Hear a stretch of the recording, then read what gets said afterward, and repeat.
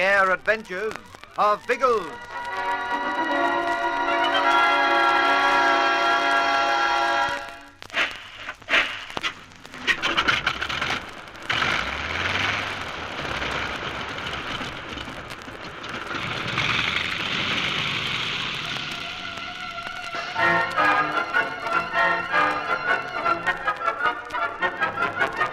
When Biggles and Algy take Dr. Duck back to their plane, they're horrified to find it slowly filling with water.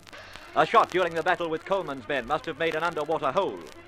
Although it's very dark, Biggles decides to run it ashore on a narrow strip of shelving rock lower down the coast. Meanwhile, Bertie and Ginger are having a series of unpleasant experiences as they follow an eerie valley in the hope that it will lead to the coast. Bertie narrowly escapes injury when a giant oyster snaps shut near his arm. And then later, when they decide to rest in a cave, it is Ginge who strikes trouble. In the darkness, he feels something wet and clammy brush his face. And then it tightens round his head, his throat. It's choking me! Bertie! Bertie, help me!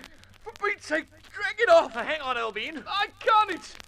It's slithering all over me, Bertie! I'm just lighting a match so I can see it. Keep fighting it. Well, baked potato. Don't laugh, you fool! Drag it away from me!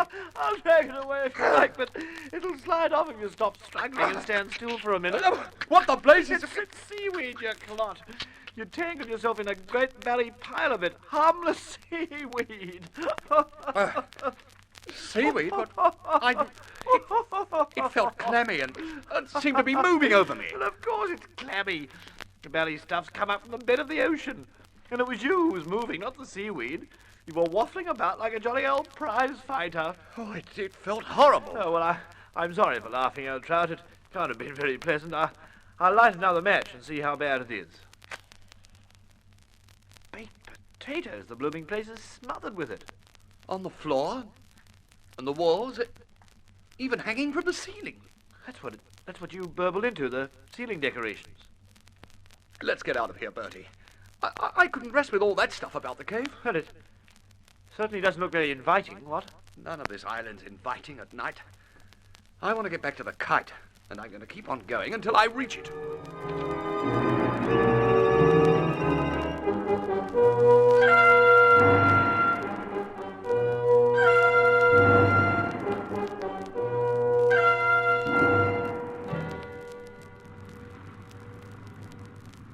Think he'll bring the plane in successfully, Algy? Oh, yes, I think so, Doctor.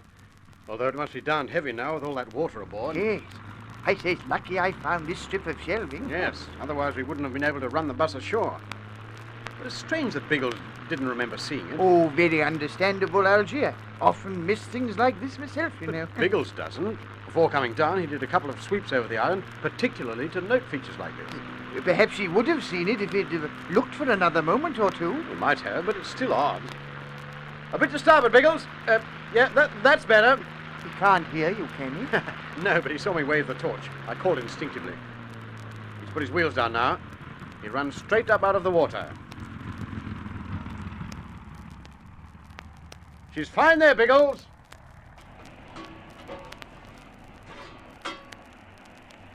Plenty of room to repair it? Ample. I can even see where the hole is. There, the water's trickling out of it. Good. The kite can drain itself. We'll go to work on it as soon as it's daylight. Better tie it to one of the rocks, hadn't we? If a big sea came up, it might be washed away. We'll do that. The mooring rope's still coiled on the nose. Put out that light, Algy. What is it? I thought I saw a torch. Yes. There it is. Near the spot where the kite was moored. Probably Ginger and Bertie come back. I don't think so. Do you remember them taking a torch? No, they didn't. It was broad daylight when we left. No one thought of it. Who can it be, Inspector? Surely they're not that dreadful Coleman fellow. We're going to find out. Still carrying a gun, Algy? Yes. You and I'll sneak up and investigate. I'll come too. Not on your life, Doctor. No? There might be a roughhouse. You stay in the aircraft where you'll be safe. Oh, very well, but I really wouldn't mind administering a little punishment to those fellows. They'll be punished. We should be back soon, Doctor. While we're away, you might tie the mooring rope to one of those rocks. Oh, certainly, my dear fellow. I'll do everything that seems necessary. Move up amongst the loose rocks, Algy. Less chance of being seen. Roger.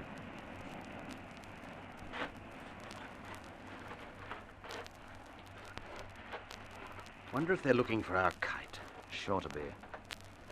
Notice how the torch is flashing up and down the coast? If they move this way a bit, they'll see it. If they try to start anything, they'll land a few bullets. You'll see them before they can reach the bus. Biggles, I can see someone now.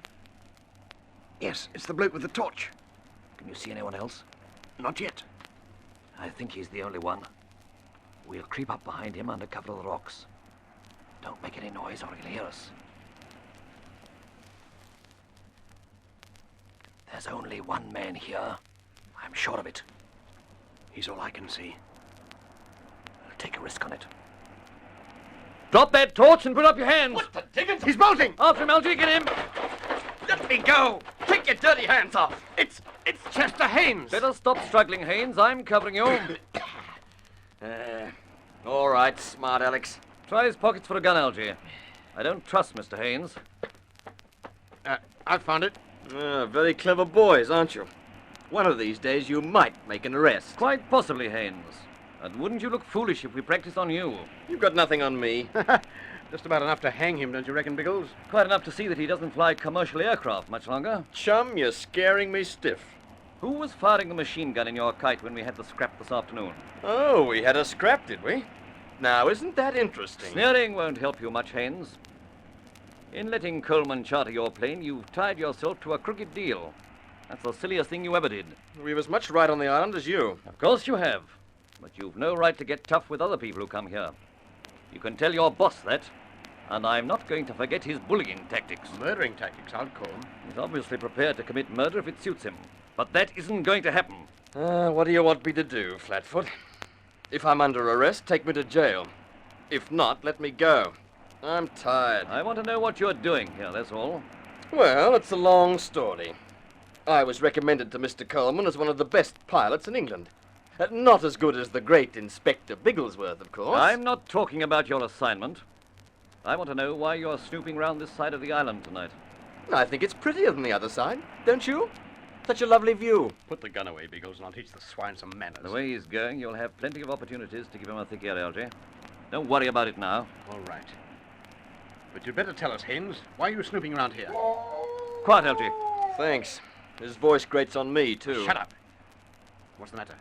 I thought I heard a cry. Did you notice it? Afraid I didn't. Might have been a seagull. Why don't you ask me? You seem to like aiming questions in my direction. I've had enough of you for one night. Clear out. And while you stay on this island, keep away from us. You can tell Coleman that, too. If he goes about his business, we won't worry him. But if he interferes with us, he'll be sorry he ever heard my name. He's sorry about that anyway. You aren't exactly Coleman's type. Clear out, Biggles said. Scram. All right, all right. I'm going. Nasty, sneering swine. We can handle Haynes. But I'm worried about that cry I heard. You sure it was a cry? I don't know what it was. Come back to the kite. I'm going to find out.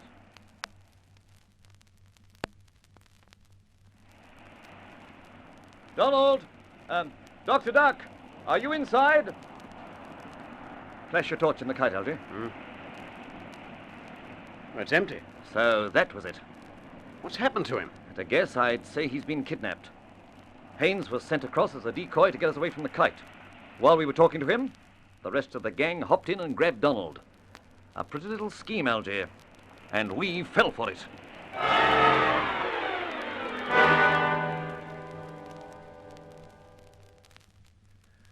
Well, I don't think we're far from the coast now, Ginge. We better not be. I'm getting tired. Yes, by Jove. Well, we seem to have walked 10 belly miles trying to cover a distance of about 1 blooming mile. It was that horrible valley. It twisted about so much it put us right off course. And frightened the daylights out of us. Or should it be nightlights when it's dark? Oh, don't joke about it, Bertie. I was really scared a couple of times in there. Well, just quietly, old sausage, so were we lissies. Despite our gay badinage and rollicking good spirits, deep down the old heart was fluttering madly at some of those spooky spots, I can tell you. Yes, we're a bit with you, Ginge. We don't care for this blooming island. Oh, it gives me the creeps. You don't know what you're going to bump into next. What the... No, you don't know what you're going to bump into, do you? What is it, Bertie? I don't know, but it's coming this way. I I wish we had a torch with us. We have a couple of guns, an axe, and a box of matches. We'll have to make do with those.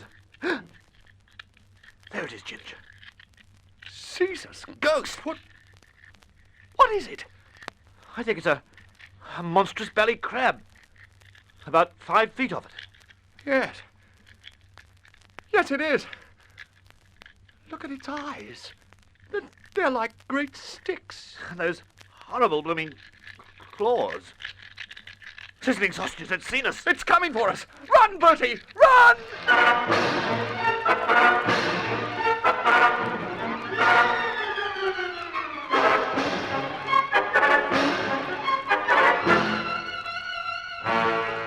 Like some mechanical monster, the gigantic crab scuttles towards them.